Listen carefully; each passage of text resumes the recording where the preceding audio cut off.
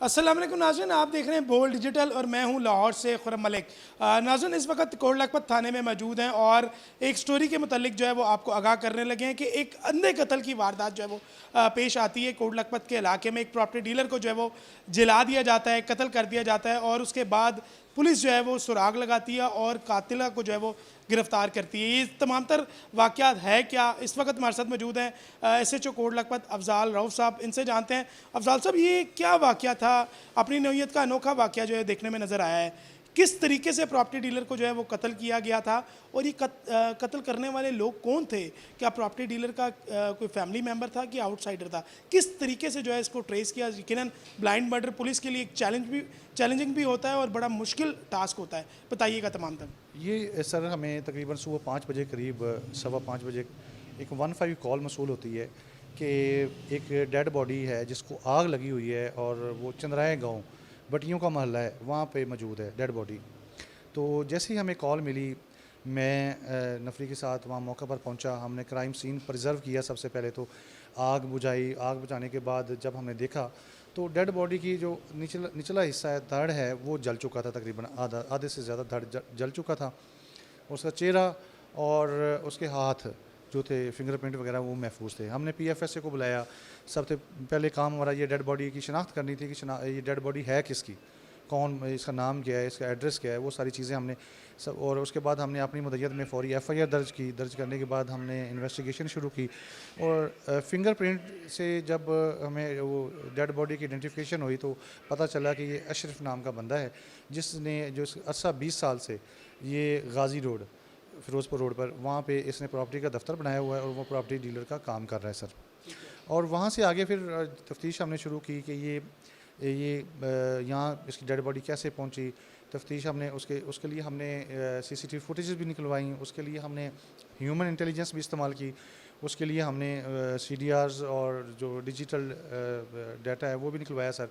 वहाँ से हमें पता चला कि ये तकरीबन 1.5 साल कबल एक नसीम बीबी नामी ख़तून है, नसीम बीबी उसका नाम है।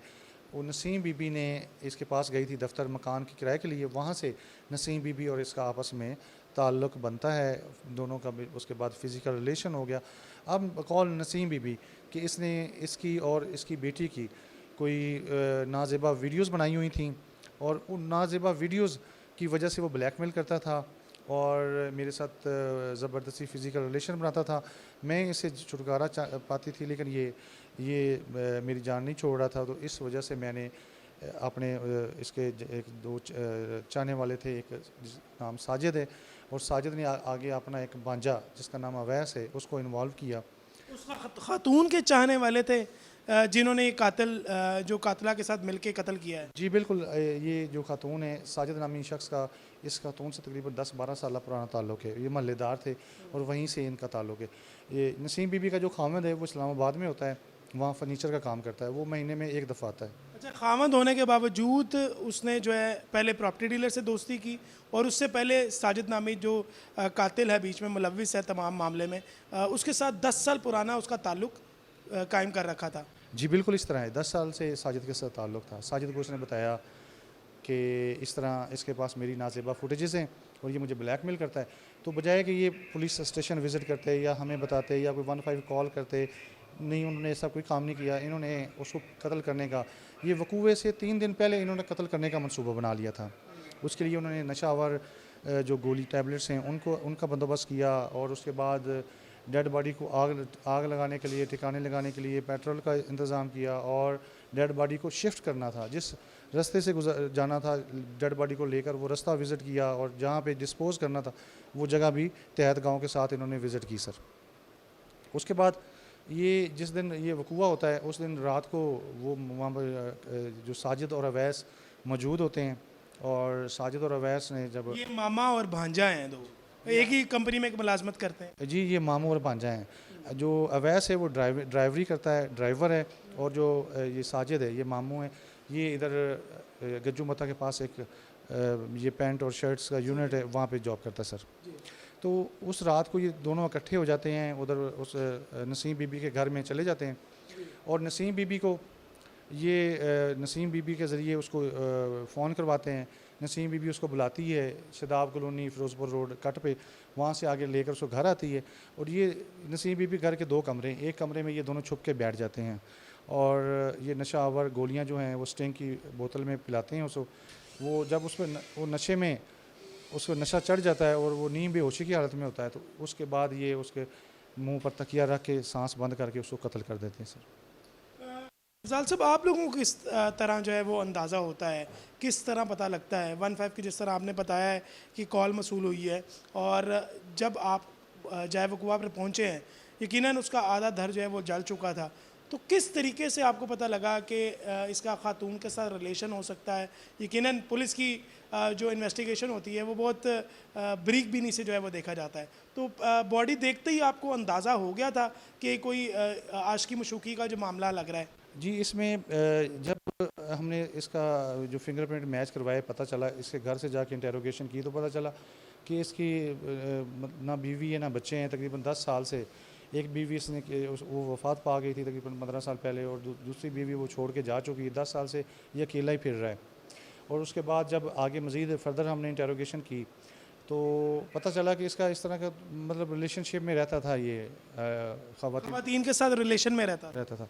तो वहाँ से हमें थोड़ा सा और हमने जब इन्वेस्टिगेशन आगे की, जब इसके मोबाइल नंबर की सीरियल्स निकलवाई, इसकी लोकेशंस निकलवाई, मज़ीद जो ह्यूमन इंटेलिजेंस इस्तेमाल की, लोगों से पता जोई की, तो हमें पता चला ये जो सीरिया से हमें असल में इनकी हेल्प आउट हुआ है कि जब आखिरी जो कॉल्स आई हैं वो किस बंदे ने की हैं। वहाँ से जब कॉल्स हमने वो बंदा रिकगनाइज़ किया, उस बंदे को अरेस्ट किया, वहाँ से आगे हमें पता चला कि ये जो है ये नसीम बीबी के साथ रिलेशन में था।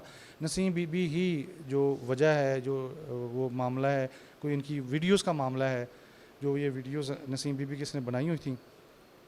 मोबाइल फ़ोन जो है हमने इसका रिकवर कर लिया था, लेकिन मोबाइल फ़ोन चूँकि अभी मोबाइल फ़ोन का वो ख़राब इतना हो चुका है कि वीडियोस हम तो रिकवर नहीं कर सके, लेकिन आगे PFS से हमने मोबाइल फ़ोन भेजा है, जो वो वीडियोस मोबाइल में अगर होंगी तो वो रिकवर हो जाएंगी। अच्छा अफ़ज़ाल साहब, जिस तरह ख़ातून जो कातला है उसने मकतूल को कत्ल किया और एक इल्ज़ाम आयद किया, कातला की जानिब से कोई शवाहिद दिए गए हैं आप लोगों को, पुलिस को, कि ये वीडियोस उसको भेजकर ब्लैकमेल करता था? कोई इस तरह के शवाहिद मिल सके हैं कि अभी सिर्फ फ्रांसिक का वेट किया जा रहा है, फ्रांसिक रिपोर्ट आएगी जो मकतूल है उसके मोबाइल की, उसके बाद जो है वो देखा जाएगा कि क्या वाकई ये मामला था या नहीं था? नहीं, जो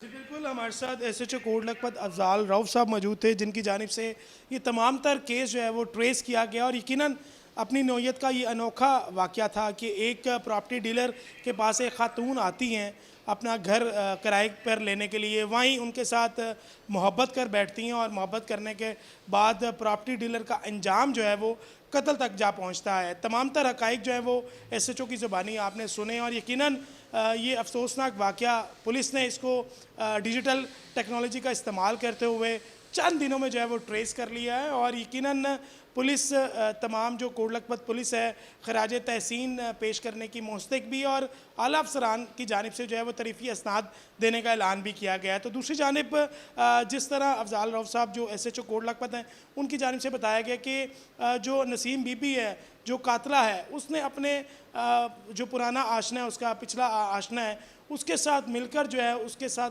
प्लान किया, मनसूबाबंदी की और अशरफ नामी जो प्रॉपर्टी डीलर है उसको बेदर्दी से जो है वो कत्ल किया, नशावर चीज़ें खिलाई और उसके बाद उसको कत्ल कर दिया गया। कत्ल करने के बाद डेड बॉडी को जो है वो एक नामालूम जगह पर फेंक कर उसको जला दिया गया।